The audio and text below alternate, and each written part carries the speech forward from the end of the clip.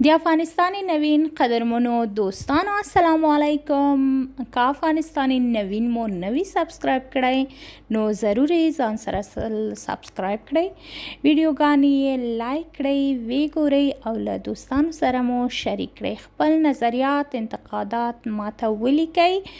نو که تاسو هم د څه په هکله معلومات غواړئ نو راته ولیکئ. وروسته غواړم د ښکلو او مختلفو هیوادونو په هکله درته خبرې وکړم چې نن غواړم د ناروې په هکله وغږیږم. ناروې د یوه هغه ښکلو هیوادونو څخه ده چې واقعا د لیدو وړ ده. ناروې ډیر ښکلی طبیعت لري او ډیره ښکلا لري. هر خوا یې اوبه دي، دریابونه او بحرونه دي او غرونه دي. ډیر ښایسته هیواد ده. خو دلته هم مختلفې دورې تیرې شوي دي چې همیشه ناروې لکه دا اوس چې ګورئ همداسې نه وه. 100 کاله مخکې هم همداسې نه وه. دلته پخوا وختو کې به خلک په د لرګیو په کورونو کې اوسېدل او دا هم ډیر ښکلي کورونه ول او ژوند یې داسې نه و او پیشه یې ماهیګیري وه، زراعت وه، دهقاني وه.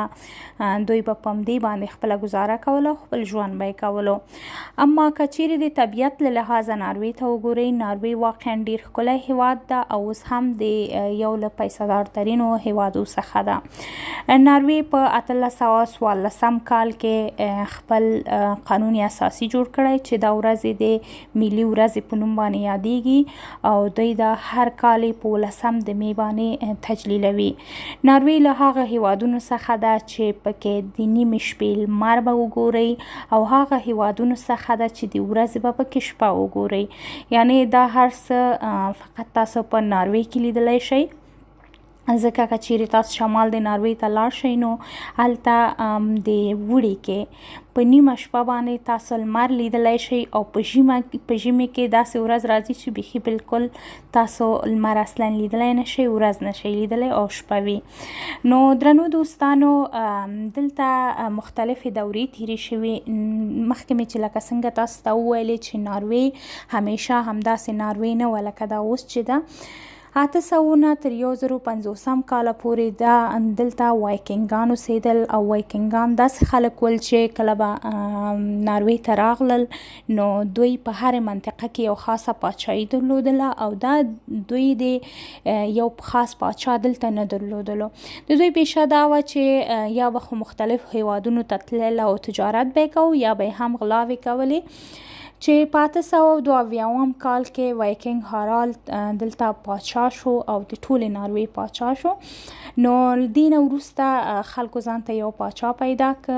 نو موږ ورته ویلی شو چې په 0 عیسوي کال کې عیسویت دین ناروې ته راغی او ناروې هم لکه زموږ هیواد غوندې همیشه د استعمار لاندې وه چې تقریبا له 1990 کال نه تر 1814 کاله پورې د ډنمارک سره اتحاد کې وه او ډنمارک په پاچاهي کوله. ځکه ټول سیاست به یې د کوپنهاګن کې چې به پاچا و د هغه له خوا نه به نیول کېده او د دوی به هم په ډنمارکي ژبه باندې خبرې کولې، په نارویژي ژبه باندې به یې خبرې نه کولې. په 1814 کال کې د ډنمارک او د ناروې اتحاد له منځه لاړه. بالاخره دا اتحاد د سویډن سره جوړ سو. خو سویډن دومره سختګیریانې پې نه کولې. سویډن ورته وخت ورکړی و. هغې نه وروسته دوی 1814 کال کې ځان ته قانون اساسي جوړ کړ چې هر کال په 18 د می باندې دا کال یعنی دا ورځ دوی تجلیلوي او د ملي ورځ په نوم باندې یادوي چې نشنل ډاک ورته وایي. او دلته 2 ژبو باندې دوی خبرې کوي چې یو نینوشک ده او یو بوکمال ده. داسې جالب معلومات او حقایق په ناروې کې شته چې تر څو به مو نه وي اورېدلي. ناروې په 1980 کال کې سوشي یا سالمون جاپان ته معرفي کړ، باوجود د دې چې جاپان په دې کې ډېر زیات نوم لري او ټولو ته معلومه ده. او په 2014 کال کې ناروې له هغه هیوادونو څخه و چې یعنی بهترین صحت او سلامتي د خلکو دلته ډیره وه. ایا تاسو پوهېدلی چې په ناروې کې ټول زندانیان انټرنیټ ته لاسرسی لري، تلویزیون لري، هر هغه څه چې غواړي تفریحي شیان ټول دوی لري.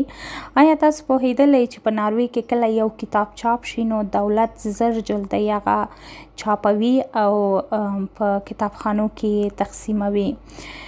او دا د تبلیغات د ماشومانو لپاره چې 12 کلونه واړه اوسیږي هغوی ته په ناروې او سویډن کې ممنوع دي. آیا پوهیږئ چې ټول پوهنتونونه په ناروې کې دولتي دي او د دنیا له هر هیواده خلک کولی شي چې هلته رایګانو درس ووایي؟ یو ښار دی په ناروې کې د هیل په نوم باندې یادیږي چې هیل انګلیسي کې دوزخ ته وایي. نو هلته دوی لیکلي دي چې ویلکم ټو هیل. نو په انګلیسي کې دا معنا لري چې ښه راغلی دوزخ ته، اما نه، دوی د دوی په معنا باندې هیل یعنی موفقیت او کامیابي ته وایي. پنځم پادشاه چې اولاف په نوم باندې یادیږي، د به همیشه له عمومي ترانسپورت څخه استفاده کوله او ټیکټ به یې هم اخیسته او د هغې قیمت به یې هم ورکوه. که چیرې د ناروې نوم ته متوجه سئ نو ناروې د نوردوک په نوم باندې یادیږي چې یعنی د شمالي لاره. د ناروې پادشاه قسم خوړلی و چې تر هغې به واده ونه کړم تر څو د هغه رخت فروش لور چې د ده خوښه وه هغه را سره واده ونه کړي. نو بعداً له هغې سره واده وکړ او هغه ښځه اوس د ناروې ملکه ده.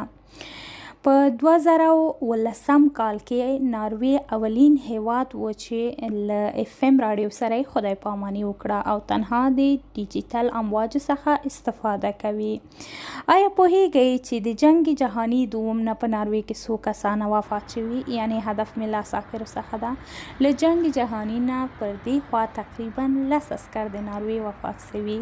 په 2008 کال کې ناروې تقریبا $1 میلیارډ له امریکا سره مرسته وکړه تر څو د امازون ځنګلونه وژغوري. د جغرافیوي ویش له نظره ناروې هیواد په 15 برخو تقسیم شوی دی چې 11 ولایتونه لري او 356 ښاروالی لري. غرونه او ځنګلونه په ناروې کې ډیر زیات دي. د ناروې شاوخوا نیمایي سیمه غرنۍ ده او 10% یې ځنګلونو پوښلې ده. یوازې 3% یې کرنیزې ځمکې لري. ناروې هیواد مساحت دی 3,15,199 کیلومتر چې دا هیواد له تایلند او عراق او ترکیې او سومالي څخه کوچنی دی. او د ناروې ځانګړتیاوې دا ده چې دا هیواد اوږد او کمسوره دی. اوسلو او پاریس ترمنځ واټن تقریبا د اوسلو او ترمسو ترمنځ واټن دی. یعنی ترمسو د دوی له یو ښارونو څخه ده چې د اوسلو او د ترمسو او د پاریس یو برابر، یعنی په اوږدوالي کې ناروې اوږده ده اما د بر له لحاظه ناروې سورې کم ده. د ناروې هیواد تر ټولو جګ غر ګالو پیګن نومیږي چې 2409 متره لوړوالی لري. ناروې شاوخوا نیمایي مساحت غرنۍ ده. لکه څنګه مې چې درته مخکې وویلې د ناروې تر ټولو لوی جهیل د میوسا په نوم باندې یادیږي چې 365 کیلومتره مربع مساحت لري. ناروې تر ټولو اوږد سیند ګلوما نومیږي چې 611 کیلومتره اوږدوالی لري. د سواحلو په اوږدو کې ډیر زیات تنګي هم لري چې یوې د سوګنفیورن په نوم باندې یادیږي چې 204 کیلومتره اوږدوالی لري. ناروې تقریبا شاوخوا 100 ښارونه لري چې په دې 100 ښارونو کې اوسلو تر ټولو لوی ښار دی چې شمیر د نفوس تقریبا 6 لکه نفر دلته ژوند کوي او نور ښارونه په حساب سره نفوس لري. نو د ناروې هیواد اقلیم هم مختلف دی. په مختلفو ځایو کې مختلف اقلیم لري او موږ نشو کولای چې ووایو چې د ناروې هیواد اقلیم ټول یخ دی. د ناروې هیواد تر ټولو لوړه ثبته شوې درجه 15.6 سانتیګراد وه چې په 1990 کال کې وه. د ناروې د حرارت تر ټولو ټیټه ثبته شوې درجه -150 وه چې په 1860 شپږ اتیاوم کال کې وه. که چیرې په ژمي کې هر څومره د شمال خوا ته لاړ شئ نو په ژمي کې به هلته ورځې لنډیږي، حتی د هامرفیس په ښار کې 2 میاشتې بالکل شپه وي. او په اوړي کې که هر څه د شمال طرف ته لاړ شئ نو هغه کې شپې لنډیږي او ورځې اوږدیږي او هلته د نیمې شپې لمر هم ځلیږي چې دا لمر ډېر زیات مشهور دی. نو ویلی شو چې ناروې په ټوله کې یو ښکلی هیواد دی او د ناروې اکثریت ځایونه سیندونه دي او اوبه دي، نو ډېر ښکلی طبیعت لري. څنګه مې چې تاسو ته مخکې وویلې د ناروې هیواد پایتخت چې دی هغه اوسلو ده چې تقریبا 6 لکه نفر پکې ژوند کوي. او یو بله ځانګړتیا یې دا ده چې دوستانو سږکال په 2020 کال کې د دنیا تر ټولو قیمتي ونه د کرسمس لپاره ناروې لرله چې تقریبا $1,00,000 قیمت و. او دوستانو د ناروې هیواد داسې یو هیواد دی چې هر څه د قانون په اساس باندې تطبیقیږي. هیڅوک دلته نشي کولای چې د قانون نه سرغړونه وکړي. دوی وایي چې ټولو نه مخکې قانون دی او تاسو باید په ځان باندې تطبیق کړئ او همدغه قانون دی چې په دې هیواد کې امن، سوله او آرامش وجود لري او همیشه خلک مطمئنا په خپل دولت باندې باور کولی شي او دولت هم دوی ته کار کوي او دوی کاملا په خپل دولت باندې باور لري.